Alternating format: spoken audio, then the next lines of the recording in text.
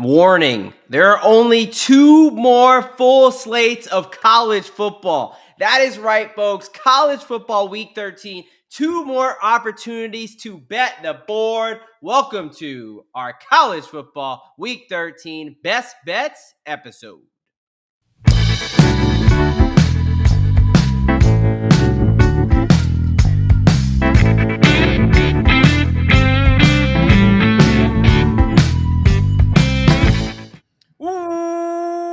Welcome, football fans, to another edition of the DGen Docs. What is up, folks? Week 13 already. Almost so hard to believe, but that means college football playoffs right around the corner. Things are starting to mean a whole lot more, and a bunch of these win totals are getting down to the wire. So we've got a ton to get through here in our college football week 13 episode. What is up, folks? I am one of your hosts here at the DGen Doc, but more importantly, I'm joined by my brother in degeneracy, Mr. Derek Bennett, aka Professor Locks. How we doing tonight, brother?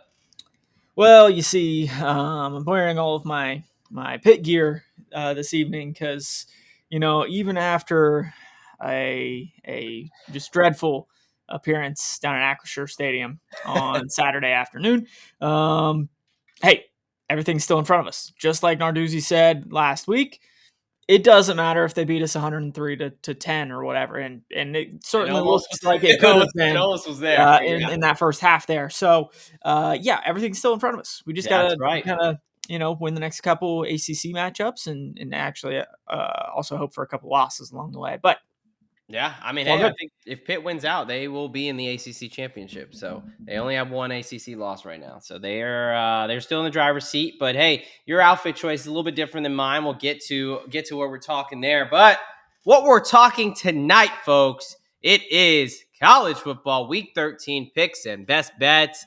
Hey, 2 more full slates. Quick show structure here. If this is your first time joining us, cheers, welcome. Thank you for coming along. Hope you stick aboard. And if you've been here all season long, what is up? Thank you for riding with us here. This is the college football 6-pack, not your typical 6-pack, not your Blue Moon, not your Heineken, not your Natty Light, Keystone, whatever it may be, because it's better. It's an opportunity to drink all those beers and make some money. We are talking our 6 favorite games, not just a personal subjective favorite, but from a betting perspective. What 6 games do we feel the best about for this college football week 13? We're going to go through those 6 games. We are going to then end with a best bets, which is a lock, moneyline dog, a parlay, and a teaser. All bets are assumed 1 unit except for the lock, which is 2.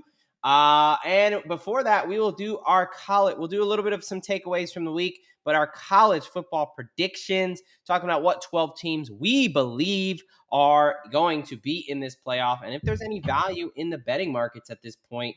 But hey, let's get into it here. Big news, coaching news. Massive. James Franklin, Virginia Tech. The smoke was there, but yeah. This is a huge hire for the Hokies. I would love your instant reaction. What are your thoughts on James Franklin going over there in Blacksburg? Yeah, I kind of like this hire because, I think as a semi-ACC guy, I think, Virginia Tech and just college football is better when Virginia Tech is rocking and rolling and, Enter Sandman starts blaring down there in Blacksburg and that place goes absolutely bonkers. And Virginia Tech has not necessarily been relevant over the last 5 to 10 years. And I think a guy like James Franklin brings a little bit of juice, brings some good experience. And, even though Penn State hadn't been able to win the big one over the last 6 to 8 years, they were always a contending program. So I think that James Franklin brings, some experience and some real juice to that Virginia Tech program there. Yeah, no, I think this is actually a really good hire, like you're saying. Yeah. I think Franklin's a good coach, man. Yeah, he could not get over that national championship, really win the big game hump. Right. But he took Penn State from a time where they were working their way towards irrelevancy after the Sandusky and Joe Pa and all that stuff. And he brought them back to a national powerhouse. And, I think any Virginia Tech fan would love that right now. Yeah.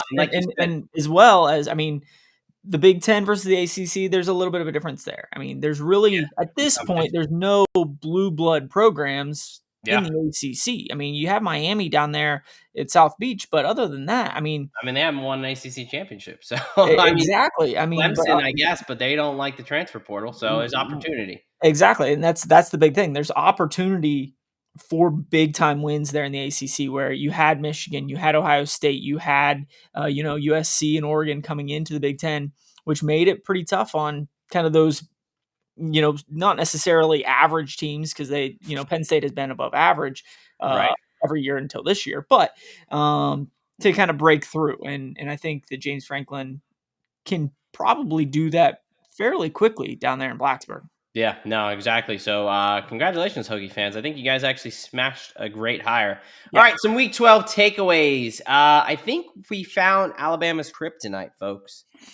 It might be the Oklahoma Sooners yeah, because, by golly, even last when they're couple of not years. supposed to, that I mean, and that game was just so frustrating to be a Bama backer, Yep. and like they outgained them by I think like 200 yards. I mean, if they just hold on to the damn ball, Yes, definitely. it's not even like their defense was playing bad. I mean, I know No. Oklahoma's defense is good and opportunistic, but just don't have the turnovers, and that's not Yep. even a game. Yep. So, wow, that was a bit of a shocker there, but that makes the college football playoff race that much better. It does. I know my buddy was all excited about it, but let's pump the brakes, Oklahoma. I know he's talking about Norman hosting a home playoff game. Still got We'll two see. SEC games, and I'm still not convinced the Sooners are a college football playoff caliber team. But one of the things I have to ask you, my friend, Yeah. why in the world is Steve Sarkisian considered a great or even a good coach? Yeah. Like, what has he actually done other than beat the teams he's supposed to purely because the talent is, so outmatched? When there's any type of like neutral or somewhat the same playing field, Sure. it seems like as the cat, of course, my cat is all about the showtime. Yeah, that's right. But it seems like he never can win even the big games. Like even when it's just supposed to be close. I mean, he got embarrassed. Texas got embarrassed Yep. in Athens. What are your thoughts there? Yeah, I mean, I think to your point, I think Starkeesian is a great acquirer of talent. I think he's a great recruiter and brings talent and some dudes down there to Austin, Texas. Right, The problem is, like you said, I mean, once they get up into the blue blood programs of the SEC and facing Alabama and Georgia and some of those programs, right. they don't necessarily come through in on the bigger stage. And Yeah, yes, they got to the college football playoff semifinal last year, and yeah, but did like they usually do and lose by a couple scores against my Buckeyes. So, this year the whole arch thing has really just gone down the toilet from the get yeah, go. Has had a couple of weeks here and there that he's looked competent, but at the same time, like that defense is supposed to be one of the best defenses in the league, and they just gave up 40 plus to a Georgia team that is not the Georgia team of old. I mean, Gunnar Stockton looked like a dude this past week, but he hasn't for the majority of the year. yeah. No, absolutely, man. That was embarrassing performance, and it's kind of like we should have expected it almost at this point. And I will say this, like, yeah, I get the recruiting angle, but especially in this era of NIL where it's just money, money, money. Like, Yeah, I don't understand why any top program would go after like someone like a good recruiter. Like I want a good coach. The money's yeah, gonna bring them in there, yeah. man. The I, Texas I money, think it's I like think it's also Texas the can get brand. I five mean, stars. we know that Texas football, high school Texas football, is different, Right. and Yeah. all of those guys grow up doing this, Right, right? right, right. And Exactly. Texas A&M is starting to look like a real program down there. Texas Tech, Yeah. although mostly doing it through the transfer portal, looks like a good squad this year. Both of those teams, I think, would probably go into Austin and beat the Horns, and we'll see here in a couple of weeks with Right. A&M. But yeah, I'm kind of there with you with Sarkeesian as a not necessarily a play caller because I think he does call good plays, but a motivator and a Right. leader Well, of men. that was my last point. He gets so much credit for calling like cool, creative plays, and like, yeah, that's great. But Yeah, you're not the offensive coordinator, man. You are the head football coach, and we see this right. all the time in coaching. Like, someone can be a great defensive coordinator, and they Yep, just don't have it, right? They're just yep. not meant to be a leader of men. Like, you do not provide a net positive for your team. Yeah, man. Sarkisian, Texas should be completely out of the playoff. I know they're still in the Yeah. conversation because of the Nam brand, but they are not a good team. Like, But hey, legitimately. let's talk about A&M a little bit. What Let's the hell was going on in that first half? And I don't know what happened at halftime, dude. but I thought Elko had about those boys firing on all cylinders coming I out of half. I thought about our conversation about how we eventually kind of wrote, like everybody, but kind of cashed in your Texas A&M to make the playoff bet, and Yeah, I was like, oh man, what did we do? What did we do? Because it's one thing for them to lose to their rival Texas, let's say right, like that. right. That's a little bit more excusable, Sure. but to lose, Especially when it's the last game of the right? season, they basically have everything locked up at that point. Yeah, I mean, I think with this win, they locked up an SEC title shot. So, They did. a place in the championship. So, but yes, insane comebacks down 30 to 3.5. And to come back before even the bulk of the fourth quarter to Right. take the lead in the third or late, early fourth or whatever it Early was, fourth. Early um, fourth. extremely impressive. And then we had a couple other ones, man. Georgia Yeah. Tech Yep. down 28-17 in the fourth quarter to Boston College, a Yep. 1-win or 2-win Boston College team, and then Yep. to rally back and win that game. And then USC, I have to throw them in there. Because I watched every second of that game. Iowa up 11. I think there was a stat basically like Iowa up 8 plus at half. They're, a ridiculous number, like 102 or whatever it was. Yeah. And credit to USC, man. They battled back in the rain, came Yep. back and got the dub there and looked like the better team. Yep. So crazy, crazy week, but crazy sport that makes it so fun. Oh, College football is just so awesome. oh yeah. All right, look, last week, not super great on the sheet. Those weeks are going to happen. A hand up. I am Yep. giving myself. I hit my lock with San Diego State. I tried to tell you. I tried to give you an opportunity, man. But that game, I will say, Mother Nature helped me out because Yeah. Iowa and San Diego State, those games might have been different if those elements weren't a factor. Yeah. But I am giving Yeah. myself a I self I punishment. I I skipped right over the whole six-pack thing and Yeah. hit the harder stuff, this past week was Hey, definitely brother. not a We're gonna great have week for it's me, gambling. You're gonna but have some of those weeks, ups and downs. exactly. That's This week, I'm thinking regression to the mean kind of a that's thing, why you we know? only pick the 6 games, right? Not an eight Yep, pack like I always try to do, or 10 pack or whatever. Because when you yep, get your bankroll too crazy each week, that's how you get in trouble. So, that's right. but I am on the self punishment. I am wearing that way. No, wherever it is, a navy shirt.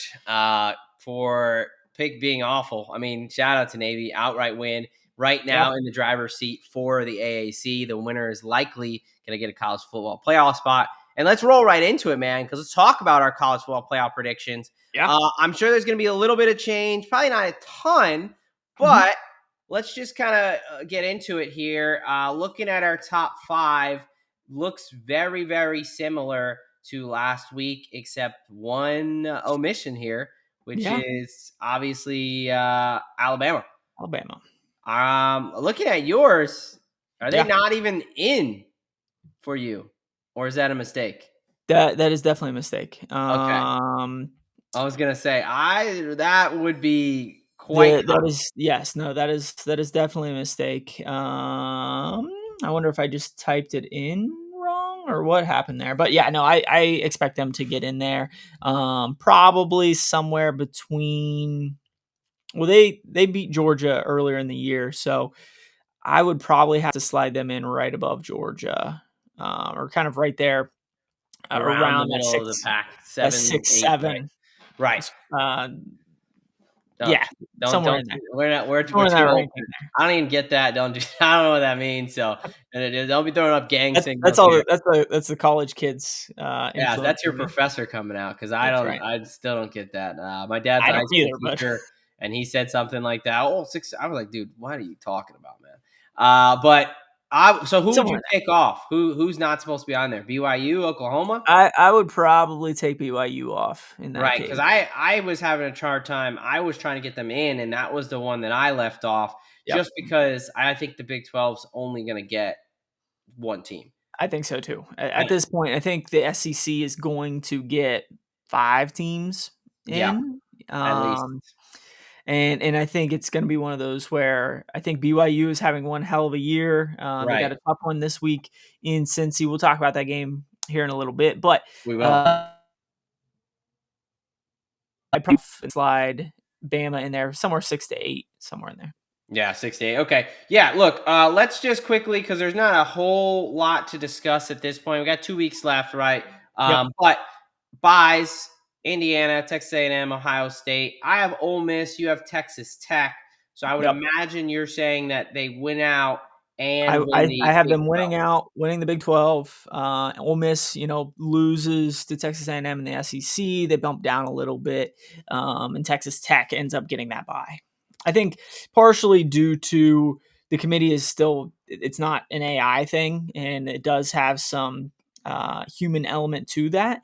And I think that it's going to be a really hard conversation to only put two SEC and two Big Ten schools in the driver's seat for those buys. So I do think that they slide Texas Tech in there. Yeah. Um, yeah, I mean it'll be interesting to see. Texas Tech wins out, wins. I mean they're a one loss team. Ole Miss would be likely. They're likely going to be a one loss team, but Yep. not in the SEC championship. Right. I believe that's going to be Georgia now, I uh, believe so. or maybe yeah. Yeah. Does Alabama have? Well, Alabama technically only has one conference loss, and they beat Georgia, so it might Correct. still be Bama. I don't know. We should, yeah. We'll see. I will have to look into that sometime else. But yeah, I mean, that's going to be interesting to see. All right, then we both got Oregon, Bama in there. Georgia's going to be in there because even with 2 losses, Georgia plays like Charlotte and then Georgia Tech. Right. Now Georgia Tech, we both have in there. We're assuming Yeah. ACC winner.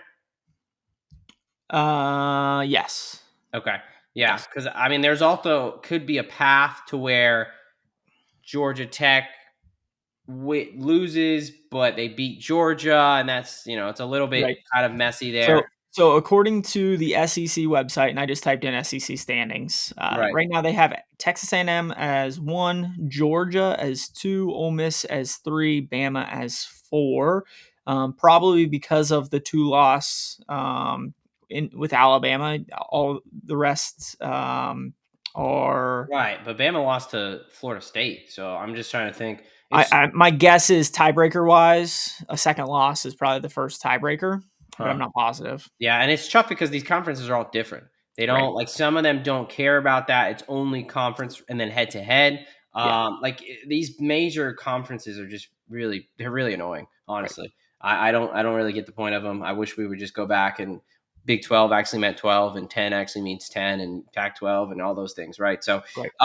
looking at ours, I think really the big conversation, and we kind of talked about it, is who's going to be your group of 5. So you got Yep. James Madison in there. I have Right. North Texas. I was looking earlier today. I That's think Sun Belt. North Texas is the odds-on favorite, but James Madison I think is like 2 to 1. Mhm. It's basically you know who's going to win out, and I'm worried for James Madison's perspective that the AAC is just thought of as much higher regard than the Sun Belt right now, Yeah. but the AAC is also beating each other up like crazy. So Right. why don't explain why'd you go James Madison there? Yeah, I think it's partially due to the AAC beating each other up, and I think that North Texas still has a tougher road, even though um, obviously they have 2 remaining games. I can't remember off the top of my head who they have, plus the AAC championship, which I think is going to be the toughest game left between North Texas and James Madison. James Madison Right. has basically gone through the Sun Belt unharmed, haven't necessarily been tested a ton. Their only Right. losses to Louisville way back, I think it was like week 3. Yep. And I just don't see them losing in their remaining couple games or the Sun Belt Championship. So that's where I slid James Madison in there. Yeah, North Texas is at Rice, and then they play Temple. So Temple. I mean, still games to be played, but they're likely going to win those. Yep. And then they would right now it would be Navy. I know Navy still plays Memphis. Yep. Tulane's up there with only one loss. East Right. Carolina only has one loss. So we'll see. I mean, yeah, you're right. Like basically, it's going to be who can handle their business the rest of these two games and win their conference championship. Yep. So I mean, look, I would say James And at the Madison. end of the day, I think, I mean, James Madison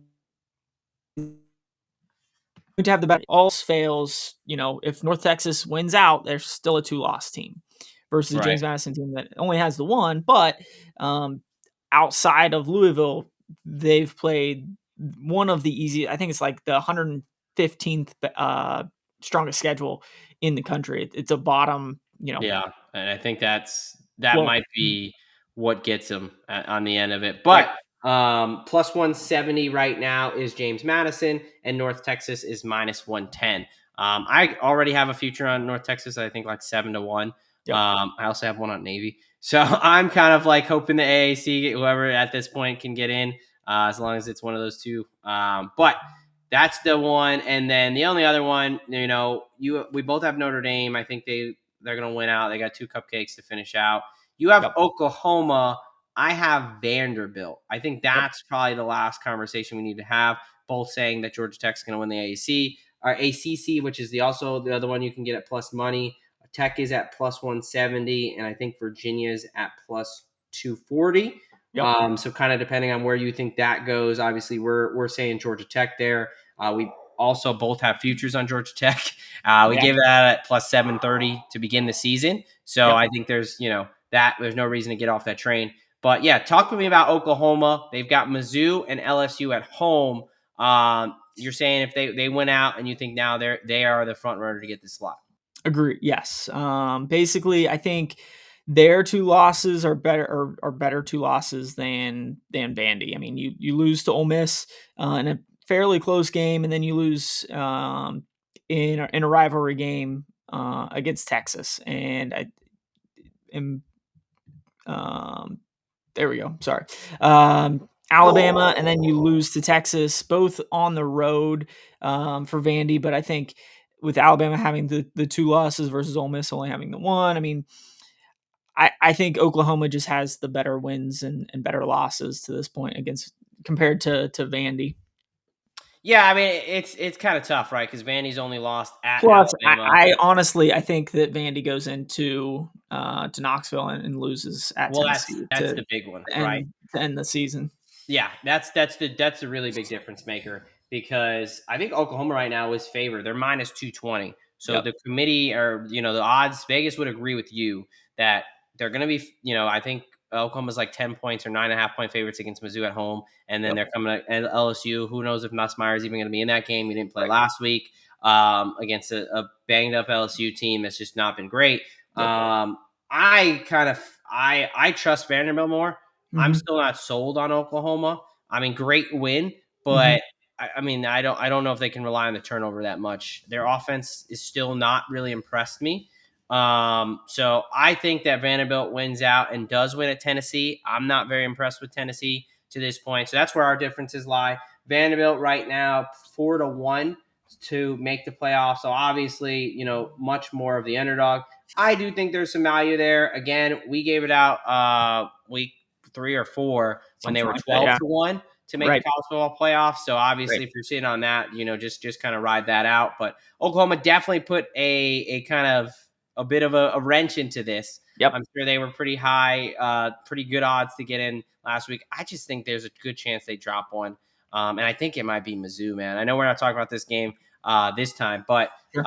watch out is all I'm going to say. Do not party so hard yet, Norman. I understand you went in Tuscaloosa. That's a really big win, but Yep. that offense is still leaves some things to Questionable. be desired. Yep. So, but cool. All right, man. Yeah, that is the 2025 college football predictions for week 13 from us here.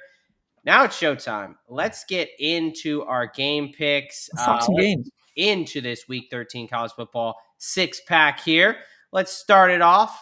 Game number 1. We got 2 Friday night games this week. We are getting back to our bread and butter. We were crushing weekday games. There wasn't Yep. a lot of great ones coming up. Now we've got two that we really like. All right, we're going to an ACC matchup. This is pre-rivalry week. This is always kind of one of the weeks where it's a little bit not as many, high-profile games. Still Yep. games that matter more with the 12-team playoff format. But we've got the 5-5 Florida State Seminoles taking on the 5-5 NC State Wolfpack there in Carter Finley Stadium in beautiful Raleigh, North Carolina, where it's going to be 70 and sunny with occasional showers. This is going to be Friday, November 21st at 8 p.m. Eastern Time. This is a night game on a Friday. You got FSU laying 4.5 minus 218 road favorites. Over under sitting 61.5. NC State catching 4.5 plus 180 home dogs on a Friday night. Where are you going in this one?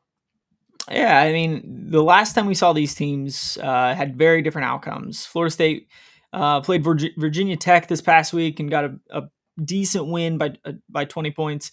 Sure. NC State looked abysmal against Miami, Right. losing 41-7. But at the end of the day, I think this is a short week, and I just can't trust Florida State. It seems like every other week we have a very different outcome from this Florida State team. The week before they lost to Clemson. The week before they blew out Wake Forest, and then they lost to Stanford. They lost to Pitt.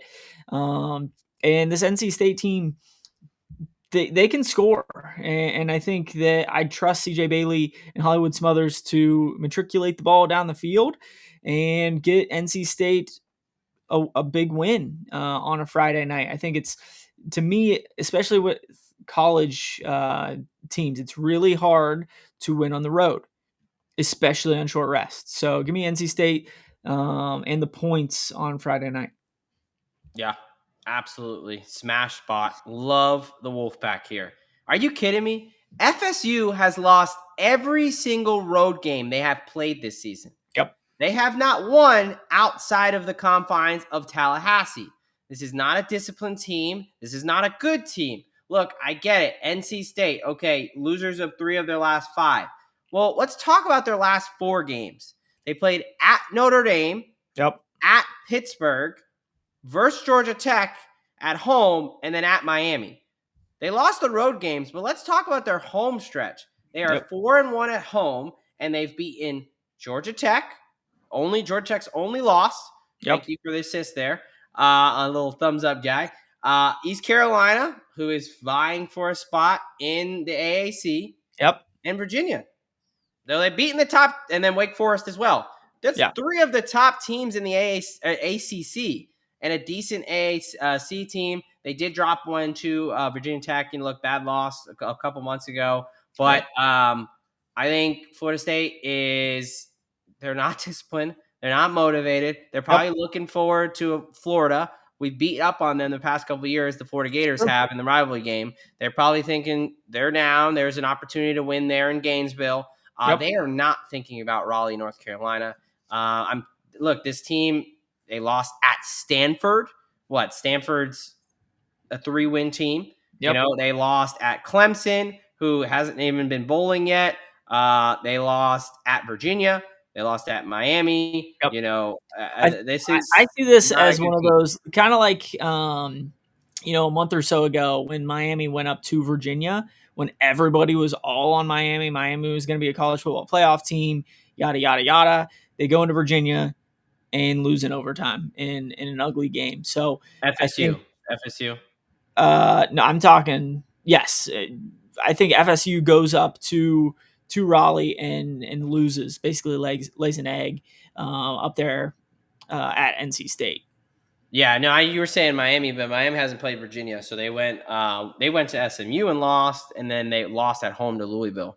It was Louisville that I was thinking of. Yes, yeah, Louisville. but you're right though. Florida State, because everyone was saying they were the next big thing. Or no, yes, it was Florida State. Yes, it was Florida State. Yes. Yeah, and that double overtime game. Florida State going up to Virginia. Yes. Right, exactly. Then, because I don't know why Florida State gets one of those Florida teams that they all suck. I don't know. Yeah, well, this year we'll see. But look, they get hype. I have no idea how they're favored. It blows my mind. But hey, another opportunity for us to cash a juicy money line against the Florida State Seton So we are both taking North Carolina State plus 4.5. And the next game on Friday night, we are talking a nice Mountain West game. We've had a couple of these. Get a little late night sweats there, some nightcaps. We have the 7-3 Hawaii Rainbow Warriors at the 8-2 UNLV Running Rebels. We have got, so this is a Friday, November 21st, a 10:30 p.m. Eastern time kick. So Derek will definitely be asleep by the time this even thinks about kicking off. 100%. You've got Hawaii catching 3 points away from the mainland there, plus 124. And on over under 64.5, you've got the UNLV home team laying 3 minus 148. This is an Allegiant Stadium there in the dome. So weather is not going to be a factor there in beautiful Las Vegas, Nevada. Where are we going here in this Mountain West matchup? Winner here has the inside track to make the Mountain West Conference Championship game. Hopefully it will be alongside my San Diego State Aztecs, but we'll see there. Where are you going in this one? Hawaii or UNLV? Yeah, any chance that I get to back with the Rainbow Warriors, give me Hawaii.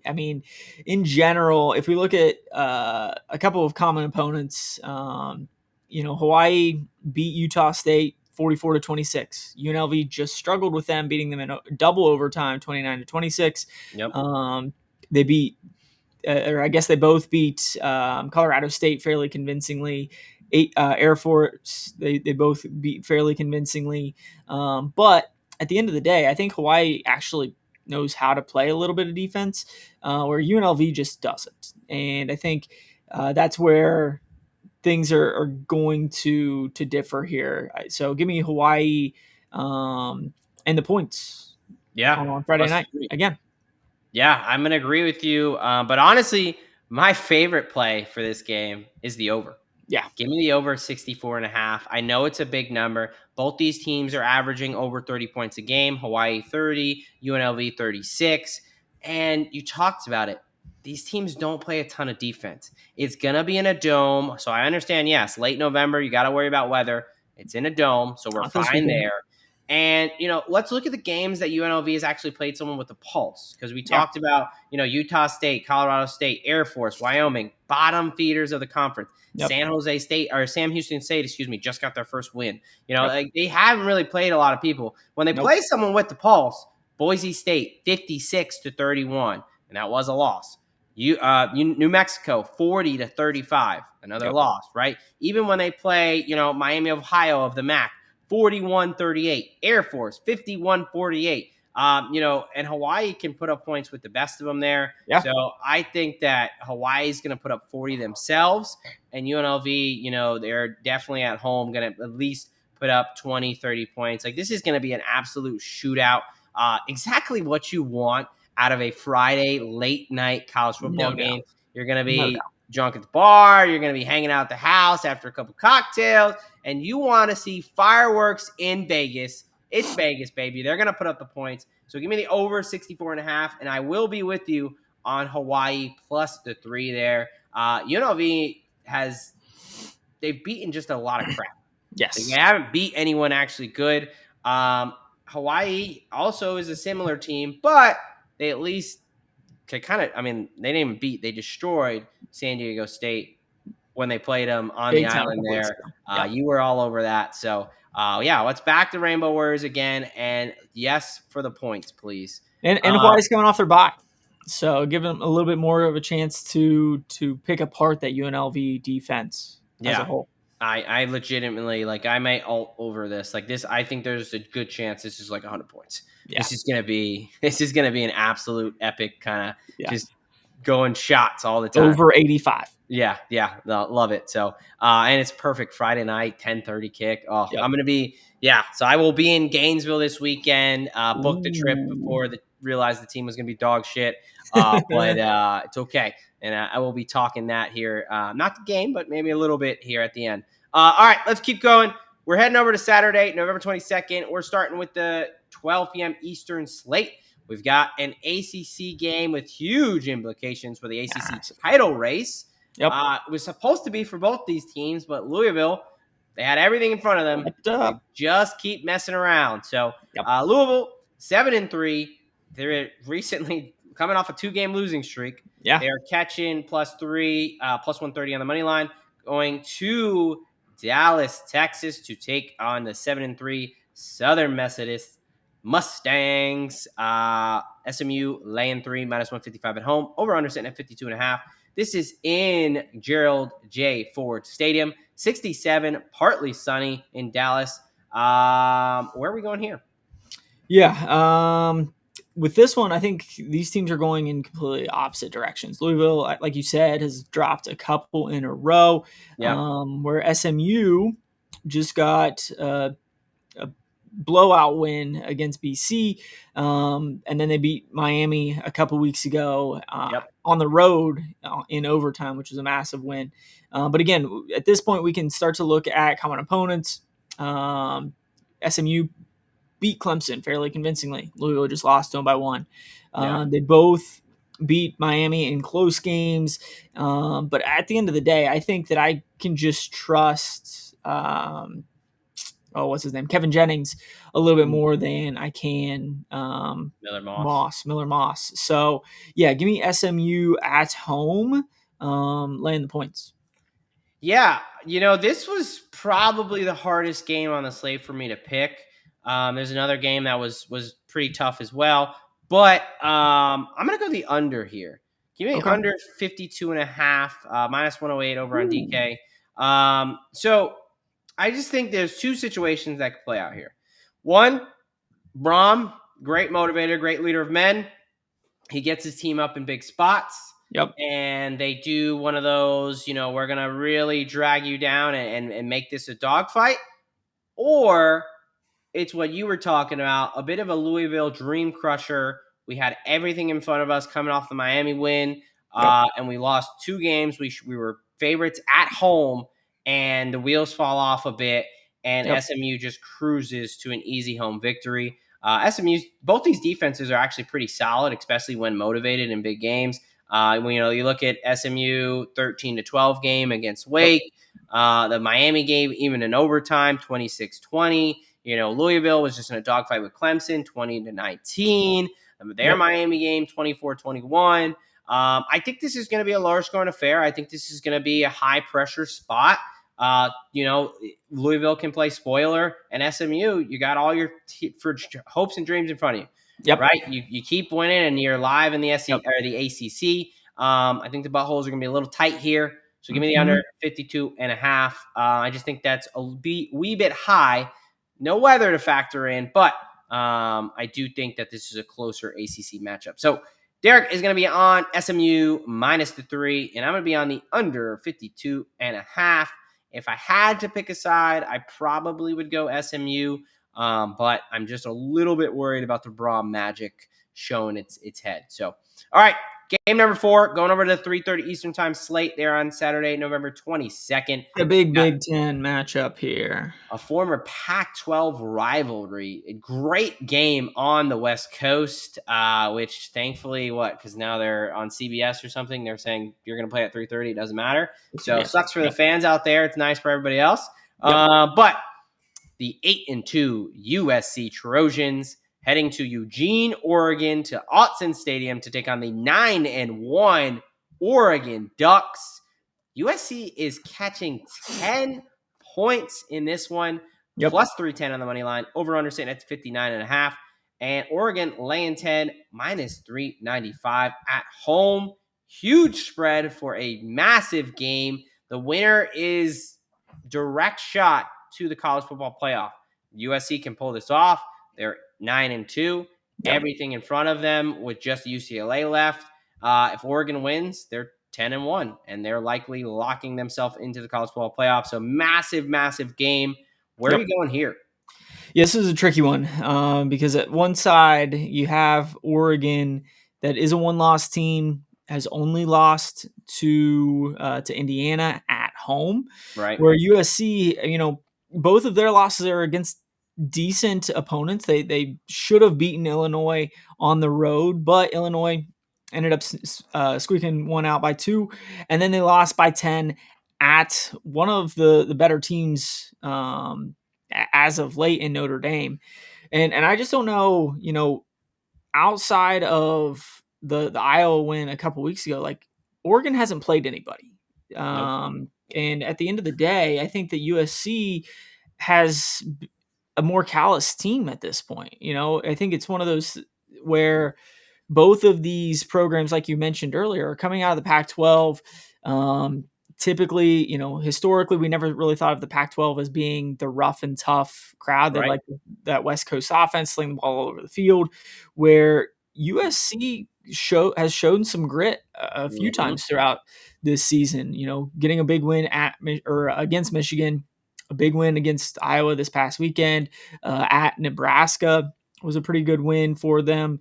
And at the end of the day, Dante Moore, he had some magic a couple weeks ago, Sure. um, to squeak out a win. But at the end of the day, I just don't know if I can fully trust Oregon in this bigger spot at home this season. So give me USC plus the 10, but this is definitely going to be one of those that, again, I think Oregon will make the college football playoff. This is one I will be riding that 10-point swing, Oregon money line, USC plus the 10. Yeah, classic middle there for you. You got it. Um, yeah, I'm right there with you. I think USC. I really like the +10 here. Yeah, you really hit a lot of good points, right? USC, man, I was very impressed with them from that Iowa game. Like, that's not a typical USC Lincoln Riley flashy team. To Yep. grit it out, a comeback win against Iowa. I mean, they held them scoreless in the second half. They shut Yep. down the run. Their running game was effective, even in the elements. Now Yep. you have a situation where it's 52, but it's not no rain or anything like that. A little Nope. bit of clouds, but this is going to be a much better situation, I think, for both offenses. But Mhm. I think these teams are very similar. When you look at them, I think, yeah, USC could arguably have the better resume. Yeah, I Uh, mean, I would agree. They definitely have the better resume to this point. They both have top 10 scoring offenses, yeah, scoring defense. Oregon's in the top 10. USC is around 40th, but they're only giving up 21 points a game. And I think the winner's going to at least have to score 21 in this one. So, yeah, and then yeah, the classic. Who has Oregon beaten? exactly. Legitimately, they're the prime example of they beat really shitty teams by a lot of points, but Yep. when they play good teams, it's a dogfight. Yep. They lost by 10 to Indiana. Penn State took them to double overtime. Iowa 2 point game where they had to have a magical drive to win it. Right. Yep. Where at USC again, in South Bend they lost by 10 in some elements there as well, Yeah. but they were not embarrassed. And then the Illinois game. And those were long trips. This is a short road trip. This is right up the road It's a there in great point. Eugene. So I'm all over USC +10. Like you said, this is not a typical, Fugazi USC team that's finesse and doesn't want to. They are physical, and Yes. Yeah. so is Oregon. And this is going to be a great game. I'm very excited for this one. I'm shocked at this number. I think this is going to be a field goal game. Yep. And Yeah, I mean, just one final point. I mean, Oregon's passing defense is the best in the country mhm. statistically, only giving up 127 points per game. Well, that's great, but they again haven't really Who seen they any good Right. quarterbacks. I think it's Minnesota, Iowa, Wisconsin, Rutgers. Yeah. exactly, I and get and the Mendoza, but they lost to Mendoza. well, So, and that's the thing when they played Indiana at home. Mendoza threw for 215 yards and really dominated most of the second half there. So I think my Ava for USC yeah. will have a pretty good game there up there in Eugene. Yeah, I think USC's live. I'll say that. I really do think they're live there. All right, let's get to the night slate and let's get on out of here. Okay.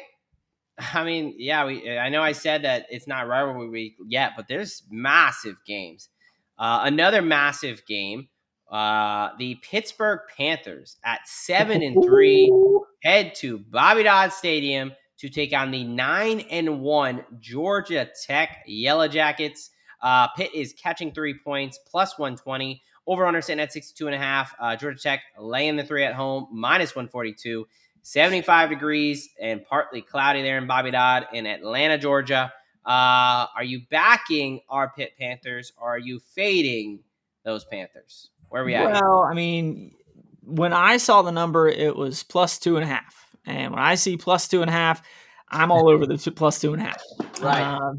I think it's just, one of those things where there's some recency bias starting to play a role in Yep. this spread. And I think that, Mason Heitchel didn't necessarily have his best game this past week. Right. But I don't necessarily think he's going to see a front seven like he did against Notre Dame. Georgia Tech's defense has been playing pretty well, but they're not going to put the pressure on him like Notre Dame did. I think Pitt is able to score with the best of them when it comes down to it. Once they've put Mason Heitchel in, this offense has really come alive, and now that Desmond Reed is healthy, he's one of the best playmakers out of the backfield in the country. So give me the Pitt Panthers to go on the road and maybe get a little win, but give me the 2.5. Yeah. What I will say there is be careful. I think Desmond Reed probably not going to play. He got banged No, up in Georgia Tech that's or true. in the Notre Dame game. I don't nothing official, but he was not putting a lot of weight on there. He's been in and out. I hope he does. He's a tough dude, and like you said, but they've kind of played most of the year without him, and I think they kind of have a couple backs in Turner and Goff that have stepped up. Right. But what I will say is I am also on these Pitt Panthers. It did open at 2.5. The 3 is a little bit juiced because everybody is running to the window to bet Georgia Tech. And I Yep. get it. Most of the nation right at 12 Eastern time or whatever, Yep. college game Coming off day was game day. there. Yep. Very high visibility. And Pitt looked like shit. But Notre Dame is a much higher quality opponent. And like you talked about, that Notre Dame defense gives them fits. Like they have the dudes on the back end in the secondary to really mess with this Pittsburgh offense. This is a perfect situation, in my opinion, for Pitt. Yeah. What does Georgia Tech want to do? Georgia Tech wants to run the ball with Haynes King, with Jamal Haynes. Like they want Yep. to run the ball down your throat and run the QB power 100 times. Well, Yep. Pitt's linebacking core is finally fully healthy. Yep. And they are still, despite the Notre Dame game, they're still a top 10 rushing defense in the country. Okay. What does Pitt want to do? Well, they want to spread it out, let Heinzel run around and hit some of these wide receivers for big plays. Yep. Georgia Tech has major concerns in the secondary. They are bottom 25 pass defense. They were in a shootout with Boston College. They're letting everybody and anybody throw on them. I Yep. think this is the Mason Heinzel, really kind of cementing himself as a premier player. Pitt puts a lot on this kid's back. Yes. And like a situation like Notre Dame, they made that really tough on him. I think here there's going to be the big plays. He's going to gain some confidence. And I love Pitt in this situation. I just think matchup wise, what Georgia Tech wants to do and run the ball, that's Pitt's bread and butter and stopping the run. Sure. And what Pitt wants to do in throwing the ball, that's the biggest liability is the Georgia Tech secondary right now. So, yeah, I'm with you on Pitt there. I'll take the 3, but I think, hey, if Pitt wins out, they are in the ACC championship. And then if they, win that, they're likely in the playoffs. So we'll see. But Georgia Tech, look out.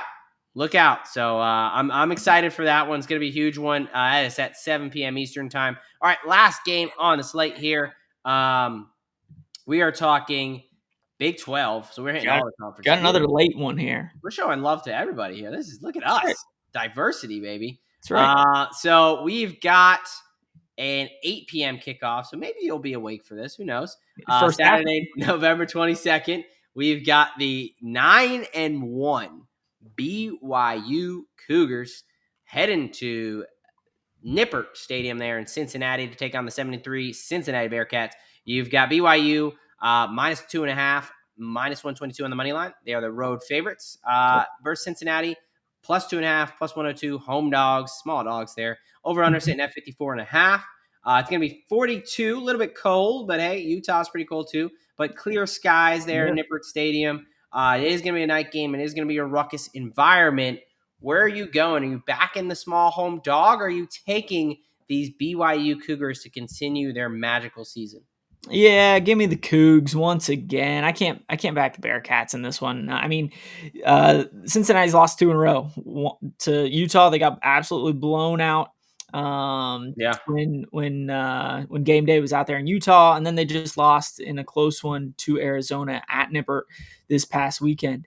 When it comes down to it, I think I can trust Bear Bachmeier a little bit more at this point, even being a freshman quarterback. Yeah. And at the end of the day, BYU's defense is really what I'm backing here. Only giving up about 17 points again. They're a top 15 unit on defense, where Cincinnati's defense is a little suspect. They're kind of right around 50th in the country, but they really struggle at stopping the run. They're 86th in the nation stopping the run, and that's exactly what BYU is going to want to do. They're going to want to run the ball down their throats, and I think they're going to be successful with it. Whether it's Bachmeier or Martin Martin there. there. So Yeah. yeah, give me the BYU Cougs going into Cincinnati and getting a big win. Yeah, yep, smashing it with you. So a lot of agreeing again this week. We'll Uh-oh. see. Hopefully we get some tide turning here. But yeah, I love BYU minus 2.5. BYU is I mean they're looking like a team of destiny, right? And Cincinnati, let's take a look. I know they're 7-3. They have beaten, early in the year they lost to Nebraska in kind of a Nebraska home game at Arrowhead Stadium. But Kansas they beat, Iowa State they beat, and they were looking great. That was when Iowa State was 5-0. They were, 14 in the country. They went to Nippert. Iowa State has since shown they're not that great of a team. They had lost their 2 all Big 12 cornerbacks. Kansas, not a great team, right? Decent team. And they beaten UCF, Oklahoma, and Baylor. So they beaten a lot of middling teams. They got killed by Utah, who BYU beat. And then they lost a game to a middling Arizona team. Yep. BYU, on the other hand, has handled everybody but Texas Tech and Lubbock, right? They've went into East Carolina. They went into Colorado. They went into Arizona and beat those Bearcats, or Wildcats, excuse me, that the Bearcats just lost to. They went into Iowa State. And again, look, they lost at Texas Tech. Texas Tech's defense is, one of the top defenses in the country. You just talked about it.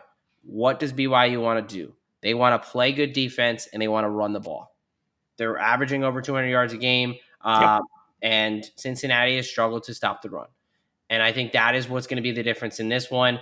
And the coaches, I think that Satterfield, it's hard to trust him. I trust Mhm. BYU's run game and defense. I do not trust Satterfield. Cincinnati also, Evan Pryor, their best running back, has been missed the past month with an ankle injury, and Yep. their second best wide receiver both missed last game. So even if they come back, they're probably not 100%.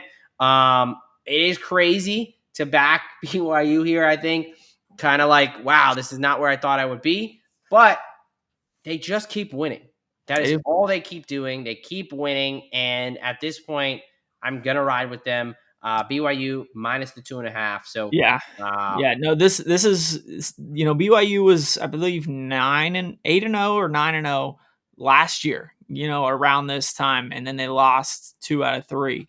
But I think there's something a little bit different this year with the Mormons out there in Utah, and yeah, I think Cincinnati is just lost all hope at this point. yeah, look, I think it's going to be sad because I think what's happens is BYU goes 10, they go, 10-1, or 11-1 or whatever it may be. So I guess Yeah, 11-1, and then they wind up 11-2 with losing twice to Texas Tech and kind of yeah. knocked out of the playoff there. But that's life. All right, let's All right. do these best bets and then get on out of here. My friend, week 13, Yes, what sir. is your lock for the people? I absolutely love one of these Friday night matchups, and Hell and yeah. it's a road dog on Friday night. Are you kidding me? Give me NC State uh, to at least cover that 4.5 point spread against the Seaman Holes that might be looking ahead towards your Gators. Yeah, absolutely insane that Florida State is favored on the road there. NC State Friday night home dogs bark.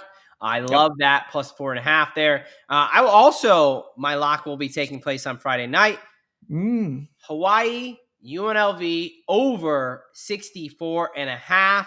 Look, I mentioned it on Yep. Saturday. I will be in Gainesville. My wife, some buddies. We are going to watch the Florida Gators beat the Tennessee Volunteers for the 20 first what? It's been 25 years since Tennessee has won in Gainesville. We are going to Yep. keep that streak alive despite the record discrepancy. So if you want an extra one, Gators money line, baby. But I will be out Friday night in Gainesville, drunk off my mind, enjoying a Hawaii UNLV at a bar, just fireworks left and right. It's in a dome. None of these teams want to play defense. Give me Hawaii UNLV over 64.5 as the lock. What is your money line dog for this week? So I mentioned earlier that I like to ride the wave, and this is nothing new. If for those of you that have been riding with the show, I will be playing Oregon money line USC with the points, but I'm also going to be playing USC on the money line. I'm going to get a little bit of extra money from one or the other this coming weekend. So I do think USC is live to get a big win up there in Eugene. Okay. But I definitely like the extra points as well. All right. So, situation where give yourself a little bit more value from a sense that you either think USC win or Oregon wins close or USC Correct. can pull it out there at 3. I think, we Exactly. updated I it. I am not playing USC plus 10 by itself.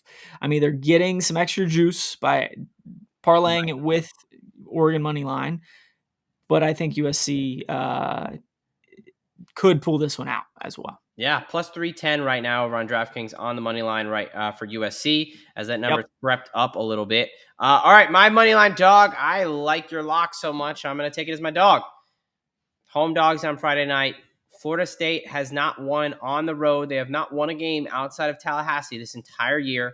That is not going to change. They're going to lose this game against NC State. NC State has beaten much better teams, Georgia Tech, Virginia, Wake Forest at their place, East Carolina.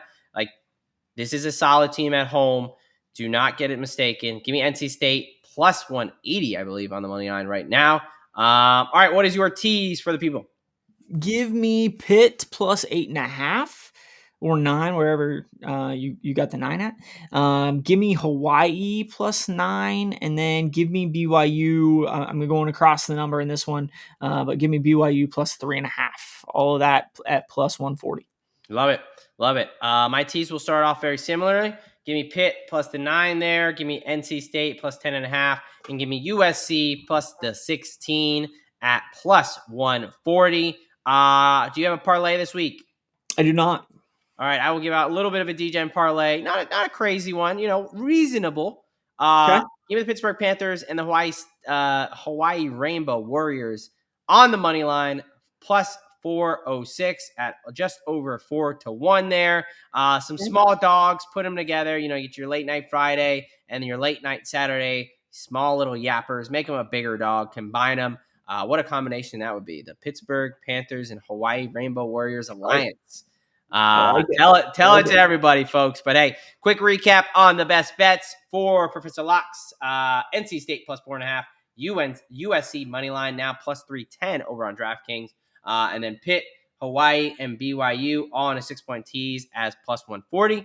For myself, it's points, baby. Friday night, late night points. Hawaii, UNLV over 64.5. You got NC State on the money line at plus 180 now over on DraftKings.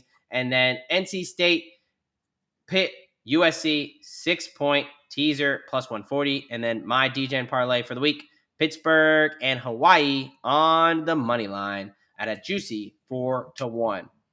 All right, folks, that is it. NFL Week 13, only 2 full slates left.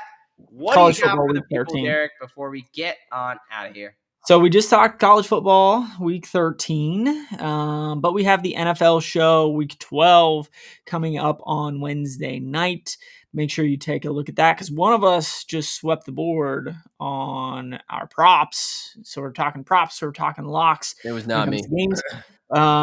And then we also do a little degeneracy on Wednesday nights with the NFL as well.